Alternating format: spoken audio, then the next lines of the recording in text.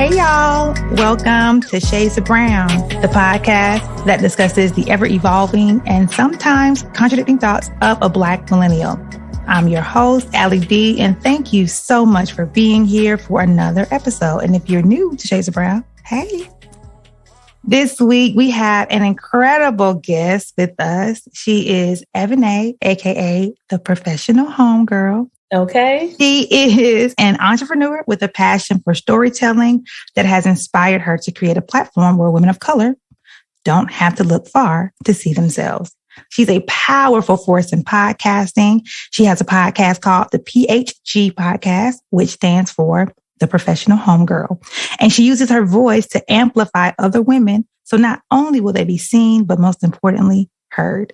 Welcome to Shades of Brown, Ebone. Thank you so much for having me. Absolutely. How are you doing? All is cute. I can't complain. Oh, I like that. You? All is cute. I like that. Right? I always get people off guard with it, like, cute. Yeah. Okay. I like that. I might take it. I be stealing folks' things, but I at least tell them first. My mom, girl, Ebone says, all is cute. So all is cute, baby. All is cute. That's all you can I'll give you your credit. I'll give you your credit when I say it. I'm good. Doing well. Thank you so much for being here. As you were saying before we started recording, we think we have a lot of commonality. I want us to get into that in regards to family dynamics, our passions for women of color. So let's get into it. Let's unpack it. Let's get it. What exactly is your family of origin story? You were telling me that your family isn't biological. I didn't want to make any assumptions. So tell us a little bit about your family of origin. So my family is from New York, like I told you earlier. So I was born in New York, which I'm currently residing at.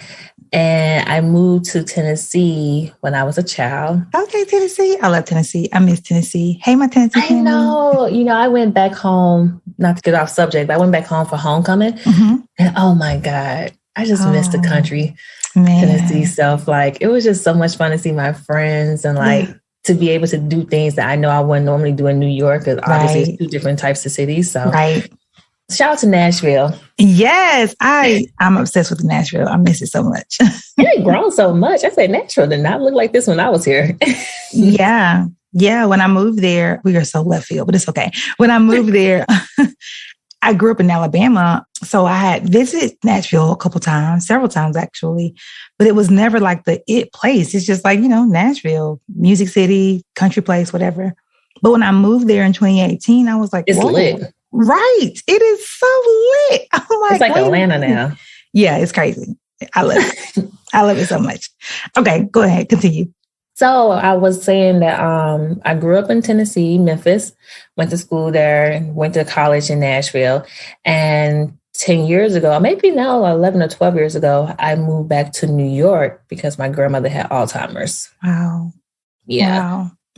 I'm sorry to hear that. That's tough. Thank you. That's tough. Yes, Alzheimer's, I definitely encourage everyone, especially if you have an older loved one, to really get involved with that fight, because it's amazing to me. Yeah. I'm in the process of trying to become a brand ambassador and get on the junior board because Alzheimer's and dementia, it can happen to any one of us. Yeah. And surprisingly, there's no cure. Yeah. And something that I learned recently, which is really scary, is that by the time you are aware that it's a problem, it's been a problem for decades. It's too late. Yeah. And I noticed things with my grandmother. I'm like, oh, she just getting old. I ain't think nothing of it because I didn't know it was a name for it.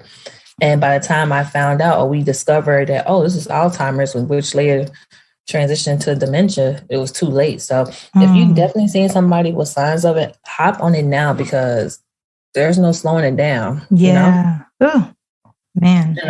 That's heavy. Are you one of her primary caregivers? Well, my grandmother's no longer here. Oh, I'm sorry to hear that. Oh, no, it's fine. It's fine. She passed away. It made 6 years on March 1st. Wow. I recently just had an anniversary. Yeah. And I was one of her caretakers, which I also have a profound respect for people, especially those who are not getting paid for it, which is nothing wrong with that, because I think the caretakers should get paid for it. But, I wasn't one of those that was getting paid for it, because I didn't know that you can be able to be supplemented for taking care of a loved one. It's a lot of work. Wow. It's a job. And is this your mother's mother? Mm-hmm. Or okay. So tell us about your dynamic with her, your mother, and how that has been a bit challenging for you. Well, I don't think it's no longer a challenge now because I made peace with that part of my story. But I didn't have a relationship with her. I think that if I was going to give somebody that title as a mother, I would definitely give it to my grandmother, who I care for and who mothered me. But that relationship was non-existent. I was a very physically abused child growing up. My mother was addicted to alcohol. And, I think that when I think about certain things and I see all these people or all these kids in these situations that's being like physically abused, and, and our community, people don't think nothing of it because it's like, oh, you got to whoop them, this and that. Like, what's the saying? Spit a rise for the child. Girl. You get what I'm saying? So I think that, I'm happy that a lot of these cases are being brought to the surface because I think a lot of kids, especially kids in certain marginalized communities, are going through a lot and are being either physically or emotionally or mentally abused. But, people don't want to believe it because that's what you're supposed to do, Yeah. So I don't have a relationship with my mother or with the person who gave me birth. And I'm okay with that. I made peace with it a long time ago. And I think because of that relationship, it taught me how to mother myself. It also taught me, or it also allowed me to let others mother me. And it also taught me the importance of having that type of relationship. Yeah. Wow. That's a lot. Right? That's a lot. Yeah. A quick note though about, children who have those experiences and they're just dismissed, or they're not heard. I just always think like, what would you do as an adult if someone was treating you that way, hitting you? Like, it just wouldn't be a thing, man. Like it would not be a thing. Someone hitting you or speaking to you in any kind of way, verbally abusing you. It's like, come on, like these are human beings. Get it, discipline, sure. Figure out your way to discipline a child. Understood. But these are little humans. Like, we can't just like be disrespecting them like they don't matter. Like, what the freak? That's mind blowing to me. Like, it's like these little powerless humans who are subjected to any type of treatment and don't have any way to get help because, especially in our community, it's like, that ain't no abuse. That ain't no right. It happened to me. So what's the problem? You know what I'm saying? I turned off on. It's like, did you? But I know one thing that I learned through my therapy sessions is, a lot of things that happen to you in your childhood really affects your adulthood. Absolutely. Yeah. So many things. Like, girl, everything. Who we are, period. Our makeup. So much of it is a direct result or sometimes indirect result of our childhood experiences. Yeah. Talk about that though. Talk about how that upbringing, those traumatic experiences, how that shaped you. I think as I got older, I was able to see how I felt like, you always say, I didn't know that things weren't normal until I got around other people. You know what I'm saying? So I think that when you see, I'm a girl's girl. I love being around girls. I love being around women. Like, I think there's nothing better than a woman, especially a Black woman, right? Hello. Or a woman of color. So, when I used to be around my homegirls when I was younger and stuff, and I just see how their moms used to like love on them and like how their moms were so affectionate towards me and like would teach me little things, or even being around my own grandmother, my Nana, and she would show me like little things like that. You don't realize what you didn't have until you start realizing that, I never had this with the person who I was supposed to have it with, Yeah. So, but I will say with that relationship with my mother, I think it definitely taught me to separate title from person. And that's good. That's good. Right. And with me by saying that, I had to look at her as a woman and not look at her as my mother. And, I will always be thankful for her for bringing me into this world because, we all have choices. Yeah. But, as I gotten older and I became my own woman and, just being able to experience life because life be life. And I was able to, life be life and child. It does. I was able to understand why she's the way she is. Yeah. And absolutely. Yeah, right. So I think that, I don't agree with the things that she's done to me, or I don't agree with my upbringing, because I don't think that, I met my father's side of the family, because I never met my father before. And I was talking to my aunt, and my aunt was like, yo, you really made it. Like, you beat the odds. And she was like, a lot of people would have never made it or don't make it, but you did. Yeah.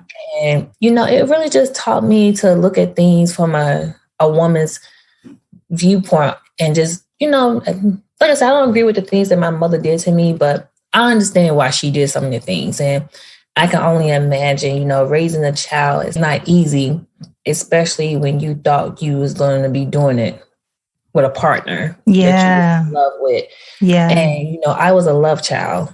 So I do know that my parents wanted me, and I know that they loved each other so much that they created me. But it also taught me the importance of forgiveness, and not to forgive and be like, oh, I forgive you what you did. But, that the fact of, to me, forgiveness is letting go of what the past could have been. Yeah, girl. Oh my goodness. So I have a online community called Healing from a Mother Wound. And what you're saying is like, you're touching on all the points. And I have a 6-step healing process. And you've spoken on 2 of those processes. Well, actually 3. I think it's so important. And I was just speaking on this past Friday night. Once you transform your perspective of who your mother is, and this can be for your parents in general, who your parents are, once you begin to see them as people and not parents, things change. And you all of a sudden have this greater capacity for compassion. I mean, they absolutely gave us all they had. And when you realize, wait, this was all you had, that makes me now sad for you, because I know that if you had more, and if you were able to give me what I needed and what I desired, you would have, but the fact that you didn't have it to give tells me that you also are wounded. And so transforming your perspective, it has to happen, because you can't get to a place where you forgive until you have begun to see them properly, until you've begun to have the right perspective. And that forgiveness piece is so important, because you didn't say the word grieve, but what you're saying is like letting go of what the past could have been. That is a grief process you have to go through in order to accept what your reality is. And then forgiveness, it becomes so much easier.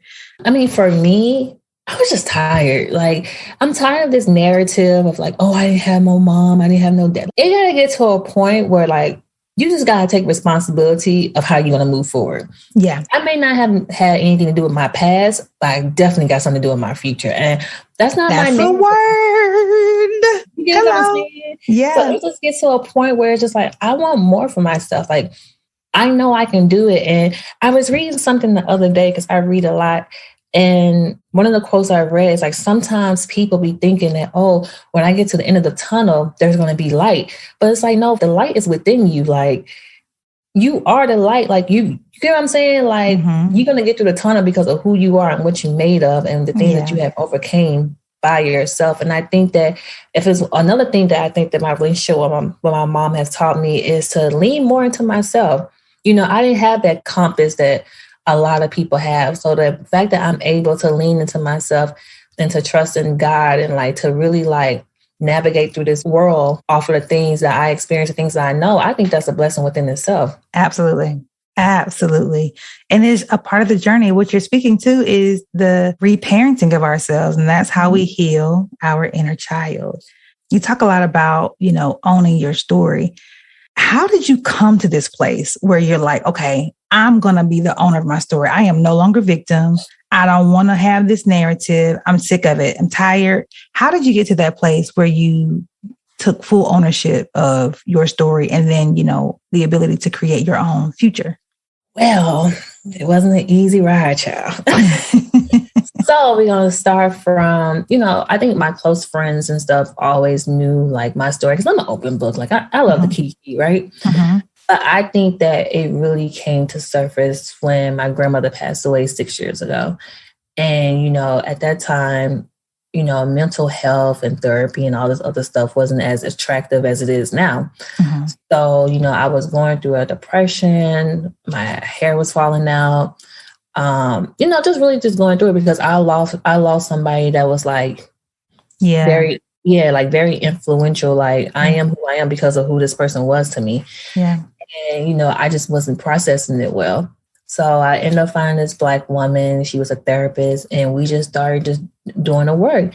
And I just felt so relieved. And I now I had a language and I had the vocabulary to be able to explain the things I was going through. And I was just like so excited. So I wanted to create a platform where, women, especially Black women, can come on the show or just come speak with me and just share these gems. Because I feel like a lot of times, a lot of things could be avoided if somebody would have put us on. Yes. And I love Jay-Z. It's like one of my favorite rappers. And one of my favorite lyrics from him is, Hove did that, so you don't have to go through that. And I'm just like, wow, like I wish girls would like have that same mentality because a lot of things can be so easily avoided. Well, a lot of things that we had to endure if my sister would have put me onto it. And so I created the platform and, at first it was a blog. And, a lot of people don't know how to read. So I was like, I need to think of something else where it can be quick, maybe in New York, and something that's like accessible, you can use in your everyday lifestyle. And I created the podcast, the PHG Podcast. And, it's a place where women can see themselves. And, I wanted it to be anonymous for my guests because I feel like, we are a judgment type people. Yeah. And I think that when people can hear the story without putting a face to it, once you get to the end of each story, it makes you want to know more about that person. Because now you're like, oh my God, this person can really do all this stuff. Yeah. And it encouraged me to stop complaining and to see it through. Yeah. So all of your guests are anonymous? Everybody's anonymous. Wow. That's so cool. So obviously, because I have interviewed a couple of well-known people. And if you do your research, then you would be able to be like, oh, okay, this is definitely so-and-so, so-and-so. But I would never tell because my guests do have to sign an NDA and we have to sign an agreement because I would, that's part of the show. Yeah. But, when these women was telling their stories and stuff, I'm just like, because my listeners never knew my story. And I also think when people see you, people think that, oh, she's pretty, she's this, she's that, she ain't got to worry about nothing, this and that. And I'm just like, no, I want to be the face for people to show them anything is possible. I know that certain things are hard to overcome, but you will get through it. And I feel like I'm the poster child for that. Yeah. Oh, I love that so much, man. That's incredible. So how would you encourage someone else then, someone else who's had, the majority of us have had some challenging childhood experiences. Maybe theirs was not physical abuse. Maybe it was emotional neglect. Maybe it was verbal abuse or something else. And not just childhood trauma, maybe just life pain, right? How would you encourage someone else to shift from a place of blame, a place of victimhood to ownership?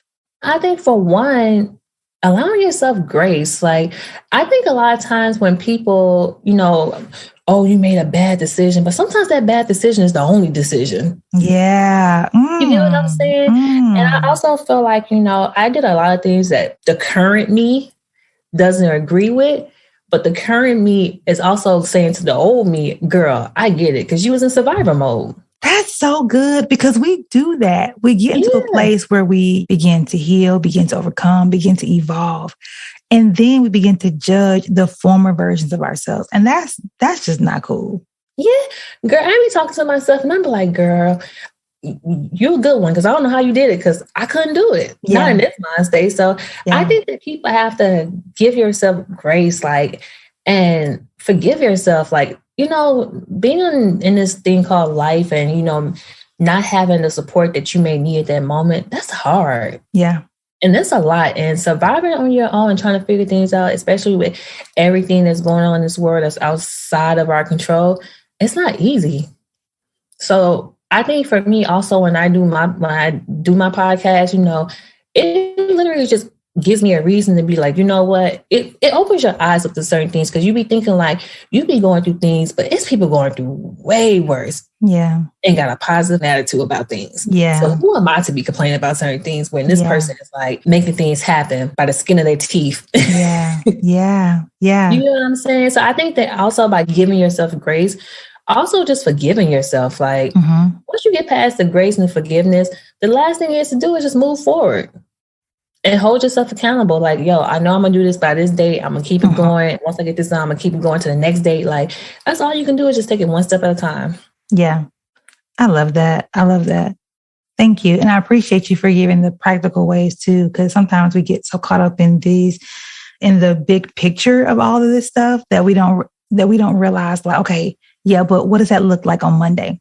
Like, what does that look like Tuesday afternoon when I'm frustrated? So I really appreciate that, like giving yourself grace and understanding that at any given moment, we're all doing the very best we can. Yeah. And that best may suck, but you will get to a place where you're actually proud of your best. Right. And I also think that people got to stop doing, because I think a lot of times people compare themselves to other people or compare themselves to themselves or whatever the case may be. And, comparison is the thief of, it's devil's work. Comparison is the thief of joy. Yes. So yes. I think that you can't compare your day 1 to somebody's day 100. You know what I'm saying? Like, yes. No, seriously, because like I used to do this a lot because I know I'm smart. I know I'm talented. I know I have what it takes to get to the next level. But, sometimes I take it a little bit slower than others because I'm the only person that's doing this when it comes to working for my dreams. Other people who have like teams, they got parents, all this other stuff. And, I think that, people got to just like stop being so hard on yourself. Like, it's not that serious. I forgot who said this and where I saw it. I feel like I saw it somewhere on Facebook, but I think it was my friend Jared. He was a guest on season 2, I think, called AlyB. He posted something that said something like, if being hard on ourselves worked, it would have worked by now. Like, it doesn't work. It doesn't work. It doesn't work. Like, there's nothing wrong with being gentle towards yourself. Like, there's all this tough love, all this like self-criticism. If it worked, if that would push us into the place of our destinies, push us to the place where we want to be, we would be there. But we're not, right? So like, relax. Not sleeping. Like, I go to sleep. Hello? I get stuff done and I still go to sleep. Like, I think that the things that we thought is needed, like you said, it's not working. It didn't work. So let's try something different. Let's shift out of that. Yeah. Those habits and let's create new ones, because you're driving yourself crazy. Yes. Yes. Yeah. And we only have one life to live. And I would hope that at the end of it, we get to look back and say, you know what? I'm proud of me. I loved me. I was kind to me. I gave to me. Like, I hope that for all of us. Cause like you said, life be lifing, bruh. Yes. And I definitely agree with you on that one. I think for me, I only do things that make the little me proud. Oh, that one touched me. Yeah, that touched me too. Yeah. No, but seriously, like, we have to honor that younger person inside of us. Like, for me, I wasn't protected. So now I'm doing everything in my power to make sure that I will always protect the younger me. Yeah. And I'm going to always honor and do things that I know that will make her proud. Yeah. That's the work, y'all. That is the healing work. That's how you reparent. I'm getting emotional. Lord Jesus. Ooh, but yeah, that's beautiful. Okay. Let's get out of mushy mode. Right. Let's talk about the professional homegirl. Yes. The PHG podcast. Who is the professional homegirl? It's not who she is. I think it's more so what she is. Because my goal for the professional homegirl is I want to show that there's a professional homegirl in all of us. So no matter where she's from, what she may look like, if you know that you done been through some things and you overcame it and you didn't see things through and you making things happen and you following your dreams and you just honoring that young girl inside of you and, you making the impossible possible. That's a professional homegirl. I love that. Right, me too. I really, really love that. So I don't know a ton about your corporate career, but what about your career experiences led you to creating this? Okay, we need a space for us.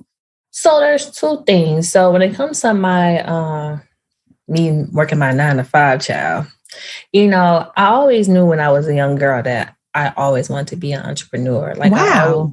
I knew from a very young age, I can't pinpoint what it was, but like I just always had this fascination with ownership and business. Really? Let me tell you, I did not choose this life. This life chose me. Okay. I was like, I'm okay with climbing the corporate ladder. Like that was my plan, to just climb the corporate ladder until I got to the top. But here I am doing something else. So that's really, really dope that you knew as a child. That's incredible. Yeah. And you know what's so funny? I think that a lot of times we stray away from things that we're supposed to do. And I think that I'm starting to go back to those things that I know I always knew I wanted to do. Like, yeah. I loved to color as a kid, and now I have a coloring book. Oh, I love that. Yeah. So I think that when you really start doing the work, or like when you really start becoming more aware of who you are and where you come from, I think those things start to come back up, and you be like, I did used to like doing that. Like, because that's what life is about. Like, for me, life is about having fun and like doing things that make me happy. And granted, I mean, I would love to, I am going to be rich and I want to be very successful, but I want to do that with doing the things that I love to do, which is also with the podcast. I love talking to women. I love being around women. I love going out with my girlfriends, us looking cute and stuff. And like, you know, we're just kikiing and gossiping. So I think that with the podcast, it's just like, wow, like I didn't know that was called storytelling. I thought it was just calling kikiing with your homegirls. Yeah. So, but with my career, I always knew I wanted to be an entrepreneur, but obviously I needed the experiences. So with the jobs that I recently had and the job I have now has all been founded by entrepreneurs. So I was able to learn different ways or learn different forms of businesses through my career, whatever. Yeah. And so I think that I take those things from my career and I put it towards my career, my entrepreneurship, my business. I love that. And then also, thank you. And then, you know, as you get older, you know, all these I love organizations. Like I love anything that's for the community. And, you know, when you look at all these women organizations like Girl Boss or like things that's similar to that, you know, you don't really see us there. And you may see us on it, or you may see us on it when it comes to marketing and stuff, but like to be able to really go to these events and stuff, you don't really see people that look like you there. And that's what I want PHG to be. Like PHG will be a household name and it will be a place with that talk. Great. Yeah. You see I'm in my bag, right? Yes. I love it. Because I was about to go in it. Go. But no, seriously, like, you know, I think that we got to stop going to places where we are tolerated. You get what I'm saying? And I think that PHG is going to be a household name. Like, it's going to be in all aspects of business. And it will get to a point where, you know, other people are going to be like, well, I don't see myself in it. Yeah, because we need our own spaces. And granted, it's going to be inclusive, but I want women like me that look like me, especially young girls, they'd be like, wow, like, especially knowing my story. Yes. They'd be like, turn your pain into power. Turn your pain into purpose. Yes. Turn your pain into some paper. You get what I'm saying? Hello. Like, you preaching. But it's true. Like, and I feel like I know PHG, it's going to be it. I know it is. Absolutely. Absolutely. I really believe that our painful experiences, talk about, you know, turning into paper, turning into purpose. I believe that our pain is an answer for someone else, right? And whatever you can do to solve a problem, the paper will follow, you know? So it's like, if I'm going to go through this, at least let me get something beautiful out of it and let someone else get something beautiful out of it. Like, let it be useful, for God's sake. Like, I don't want to just be going through pain just for the sake of it. Like, let it be beneficial. So I love that. Turn your pain into, what would you say? Turn your pain into power, purpose, and paper. Love it. I also think that, you know, when you're vulnerable, that transfer into like transparency, which later goes into community. And when I started talking more about issues and like things that I endured as a child from my relationship with my mom, you don't really hear a lot of women, especially women of color, talking about mommy issues. Nope. Yeah. So when I even listened to your episode about that too. And, you know, when that episode dropped, I received so many emails from women saying, wow, like nobody ever talks about this, because you would think that the only issue that women have from their parents is dad issues. Yep. But it goes so much deeper when it comes from a woman that gave birth to you. Yep. Yeah. And we don't like to talk about it, but it's so real. And a lot of people are suffering from it. Silently. And don't even know it. Yes. Unaware. Don't even know it. And I can spot it. Girl, I have to stop myself because I can hear it so clear. Mm-hmm. Even in sometimes the men I talk to, I'll be like, ooh. Don't give me something. You got you're like, oh, you got mommy issues. Mm-hmm. Yeah, it's real. It's real. But it can no longer hinder us. Like wholeness is available, freedom is available, healing is available. So I absolutely love these conversations. Thank you so much for sharing about your journey, for being vulnerable with us and transparent with us and helping us. And thank you for sharing about what the professional homegirl is. So y'all listening, please check out her podcast. Let's get into our next segment, which is Brownie Points. Okay. Brownie Points is the segment we have to give ourselves a space to celebrate ourselves. As we were talking about earlier, we could be, our worst critic. We can be so critical and hard on ourselves. And, it's always something that we haven't done right, always something that we missed or forgot or didn't do, didn't say. But there is something you've done very, very well this week. And I want this moment to be a moment you have to give yourself credit for it. So, Ebone, what are you giving yourself brownie points for this week? This week. Well, honestly, I am giving myself brownie points to rest because your girl is tired. I have a lot going on, and I think, I am so thankful for PHG, but I think PHG is now going through puberty, so she needs a lot from me, and she is wearing me out, y'all. I am tired, so I am giving myself brownie points to know when it comes to knowing my body and to just rest and get some sleep after having a glass of wine. And just starting all over again the next day because my baby girl is wearing me out. I love that so much. Black women. This is for everybody, but specifically for my Black women. Go to sleep. Go to sleep. Take a nap. Go to bed. And I'm talking to me, myself, and I. Yes. But go to sleep. Get some rest. And sometimes resting, I have a friend who loves to cook. And for her, resting is like cooking, I was watching her story last night on Instagram, and it was 11 o'clock at night, and she was frying chicken. And I'm like, girl, but for her, that she's a chef. That's what she does. She's always trying recipes. Whatever rest is for you, do that. If you want to binge watch Netflix all day long, do that. Whatever rest is for you, do it. Do it. I promise you there is no reward for overworking. There's not. I know outside is about to be open real soon, if it's not for most people. Oh, girl, I'm in Alabama. It ain't never closed. Oh, yeah. Them red states, baby. Right, girl. I'm like, open soon. What you talking about, girl? That's another subject. Right.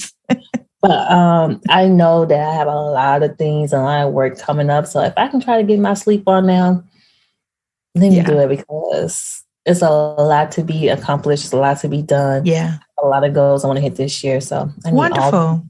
And there's space for that. It's space for this and that. There is space for productivity and rest. To grind and to go to sleep. Okay. Yes. I never, ever subscribed to that team no sleep. That was not my movement. I was like, oh, no. No, that was not my ministry either. That's not my ministry. Okay, I am giving myself brownie points for having my first public speaking engagement regarding healing from a mother wound. So, of course, I've done my own event for it. And I've talked about this a ton on digital platforms, on my podcast, in my healing community, and other folks' podcasts and things like that. But I have never spoken publicly in front of people, in front of real human beings. I've never done that. Thank you. So that was a bit nerve-wracking, and it was especially nerve-wracking because it was in a familiar group of people, a group of people. Half the folks in that room have known me. They had known me like my entire life, so that's the hardest, especially this particular topic, because I'm talking about things that a lot of people don't even believe I had this experience. A lot of folks still think I'm lying. So it's like to speak to them and for them to be receptive, like it was really, really, really awesome. So I'm giving myself brownie points for that.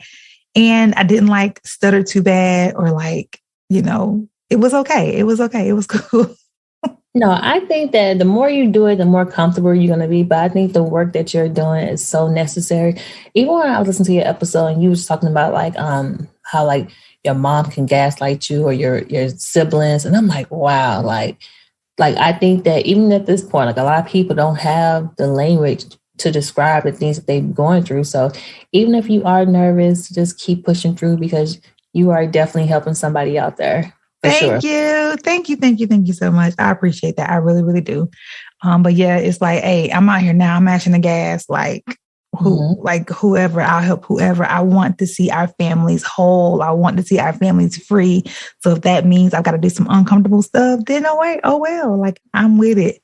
So that's my brownie points. Whatever yours is, take a note, write it down, put it in a memo, post it on Facebook, Twitter, whatever you want to do. Just take this moment for yourself. All right, Eboné, please tell us where we can find you, how we can support you and help push your platform forward. Yes. So my website is the PHGpodcast.com.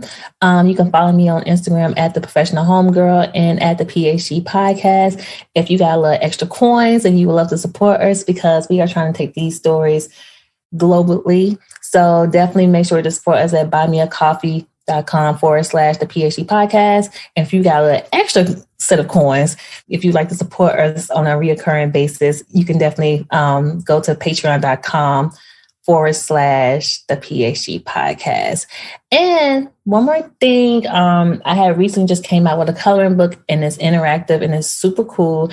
And we are now in 7 bookstores, which I'm super proud of. Wow. Yeah, that's why I'm tired. That is incredible. Thank you. So you can either purchase the coloring book at on my website at the PHGpodcast.com, or it may be at a bookstore near you. So wow, the Professional coloring book. Yes, that is so dope. Thank you. Thank you. That is so dope. I just got an idea. I'm going to definitely tell. I have a friend that has a nonprofit for young girls of color. And I'm like, yes, please. I've got to like connect y'all. This is wonderful. I have a workshop and, just going back to the whole coloring, because I love to read. And my grandma was like an avid reader. Like, yeah. I read a different book every week. Oh, wow. Like this.